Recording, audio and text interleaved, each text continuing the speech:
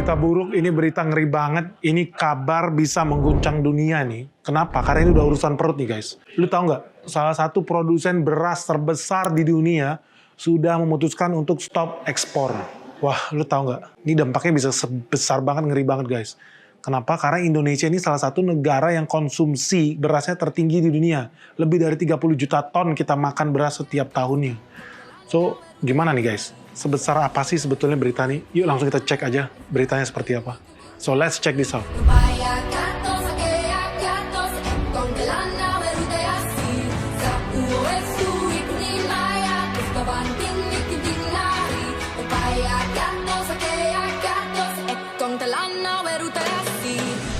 Jadi gini nih guys, pertanggal 20 Juli 2023 lalu, eksportir beras terbesar di dunia yang namanya India itu mereka sudah memutuskan untuk menyetop ekspor beras non-basmati mereka keluar dari India. Nah, lu tau lah, orang kalau makan beras India itu kan basmati itu yang agak panjang-panjang. Nah, berarti selain basmati nggak boleh diekspor. Yang kita makan apa? Ya kita termasuk jenis beras non-basmati itu yang dilarang ekspor itu sama India. Nah, kenapa sih dibikin aturan ini?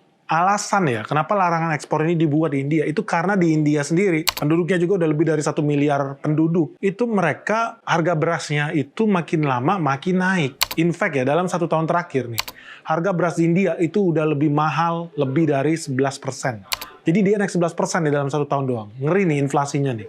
Nah, alasan kedua guys, karena provinsi-provinsi daerah-daerah yang diharapkan menjadi lumbung pangannya India, ini penghasil beras terbesar di India, itu ternyata sangat terdampak dengan adanya El Nino ini guys. Jadi akibatnya apa? Hasil panen mereka juga makin sedikit. So ini ngeri banget nih, ini 2 alasan yang sangat-sangat fatal. Dan karena makin banyak yang gagal panen, akibatnya apa? Ya harganya juga naik. Jadi lu bayangkan aja, di Indonesia lumbung beras itu apa sih? Ada di Jawa Barat, ada di Jawa Timur, ada di Sulawesi Selatan. Sekarang lagi coba lagi nanam di daerah Papua.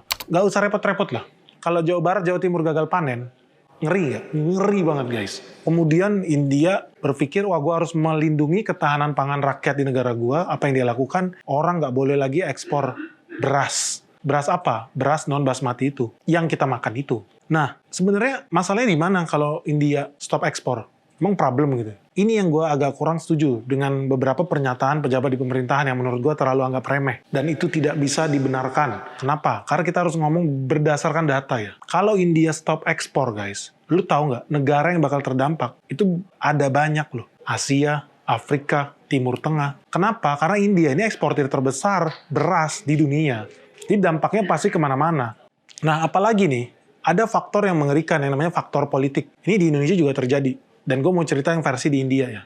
Nah, lu tahu ya, kalau di Indonesia itu ya, kalau mau pemilu itu suka ada yang namanya serangan fajar.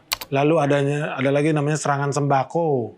Macam-macam lah jenis serangan itu tergantung daerah lu ya. Tapi yang gue mau bilang adalah ketika mau pemilu di negara-negara berkembang, salah satunya di India, itu yang dilakukan politisi apa? Karena masih banyak orang miskin di negara India, di kampung-kampung, di desa-desa.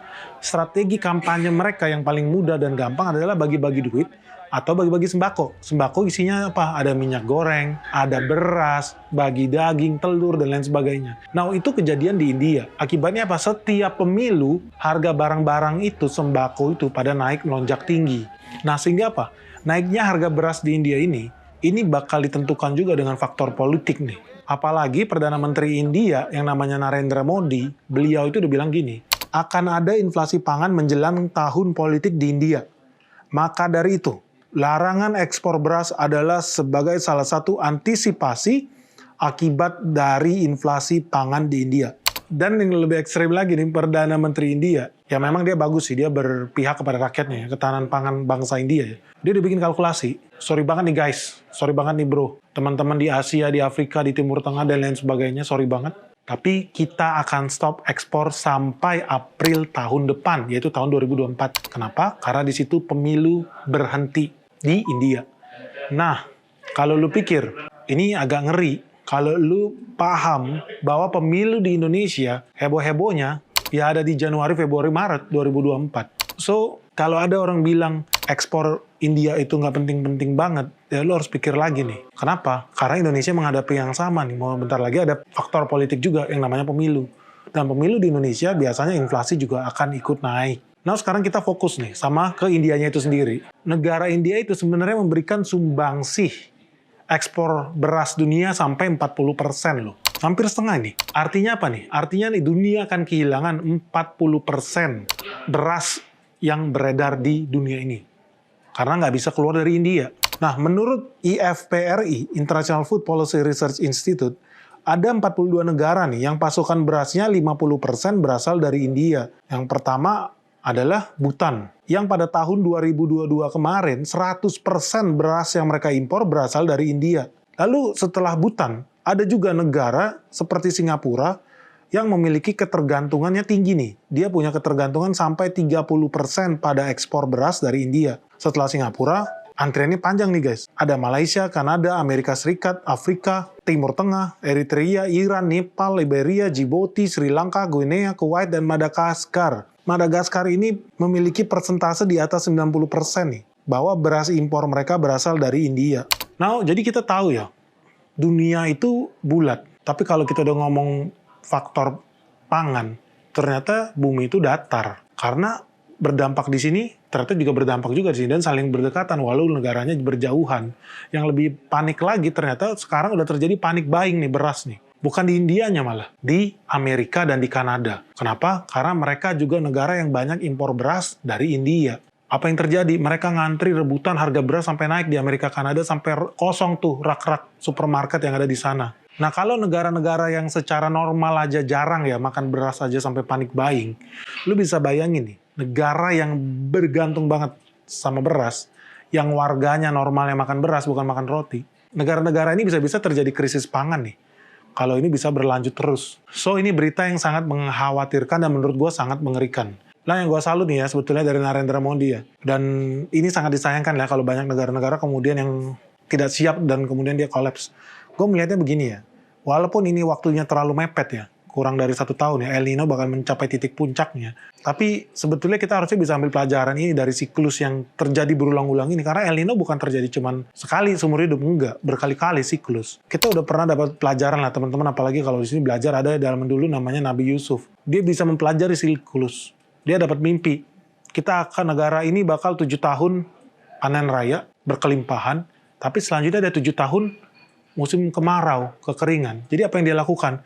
Dia bangun lumbung padi, lumbung pangan sebanyak-banyaknya, diisi sebanyak-banyaknya. Karena mereka bersiap-siap untuk musim kemarau yang sangat lama akan datang ini. Jadi ketika mereka panen raya, mereka nggak buang-buang duit, mereka nggak pesta pora, mereka nggak foya-foya, karena mereka udah tahu di depan ada 7 tahun yang akan sengsara itu. Nah, ini orang-orang yang tipe investor, punya mindset berpikir untuk rakyatnya, harus siap-siap, harus melindungi kepentingan bangsanya, dan dia berani berhadapan dengan masyarakat internasional, dan dia berani berpikir untuk masa depan gitu loh. Jadi bukan berpikir 1 bulan, 2 bulan, 3 bulan lagi kayak politik recehan lah.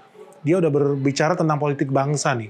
Dan sebenarnya ya teman-teman, khususnya yang negara-negara dekat sana, harusnya juga udah bersiap-siap dengan ini. Apalagi ya gue di channel Benix, udah dari kapan tahun gue ngomong, mungkin udah dari 1-2 tahun lalu gue bilang El Nino akan segera datang nih di tahun 2023. Lu harus siap-siap gitu loh. Aneh kalau ada negara yang nggak siap.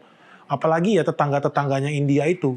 Karena apa? Larangan ekspor beras dari India ini bukan yang pertama kali dilakukan loh. Lu tahu nggak? Di tahun 2007 lalu, bulan Oktober, ini udah pernah dilarang. Dan India juga udah pernah lagi larang ekspor lagi di tahun 2008, tepatnya di bulan April.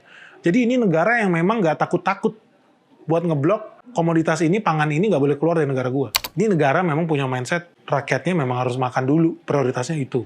Walaupun pasti akan timbul dampak yang kurang menyenangkan juga ya. Karena larangan ekspor ini akhirnya menyebabkan ya harga beras itu naik sampai 30% lebih. Dan di tingkat retail harganya bahkan bisa naik sampai 3 kali lipat lebih. So ini nggak bisa kita anggap remeh. Nah kalau kita kalkulasikan guys ya, total ekspor beras India itu 22,5 juta ton. Nah beras non-basmati, itu sama beras pecah-pecah, itu semua setara dengan 10 juta ton guys. Sekarang kalau kita lihat ya di Indonesia ya, harga beras itu sekitar Rp13.000 per kilogram di tingkat retail. So kalau seandainya 10 juta ton beras non-basmati ini dikali dengan Rp13.000 per kilogram, potensi loss nih, itu sampai 130 triliun buat beras-beras India ini yang nggak bisa keluar. Ini jadi bukan nilai yang kecil loh. Dan yang paling penting nih, apa sih pengaruhnya buat Indonesia? Karena Indonesia sendiri merupakan konsumen, merupakan negara yang mengkonsumsi beras paling tinggi, peringkat 4 dunia loh. Berdasarkan data tahun lalu aja ya, konsumsi beras Indonesia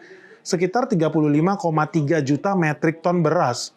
Nah, impor beras dari India ke Indonesia itu sekitar 178.000 ton. Nah ini setara dengan 40% lebih nih dari total volume impor beras nasional. Nah ini artinya apa? Kita nggak bisa anggap remeh, ternyata Indonesia suka nggak suka, itu masih impor beras dari India.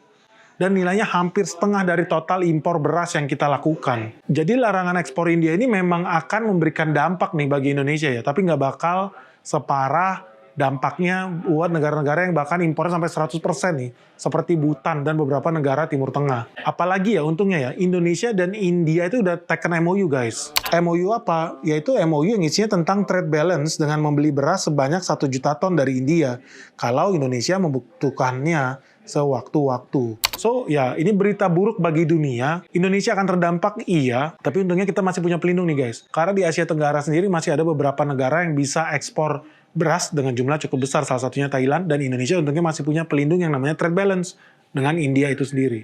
Tapi kita juga nggak bisa bergantung dengan impor terus nih.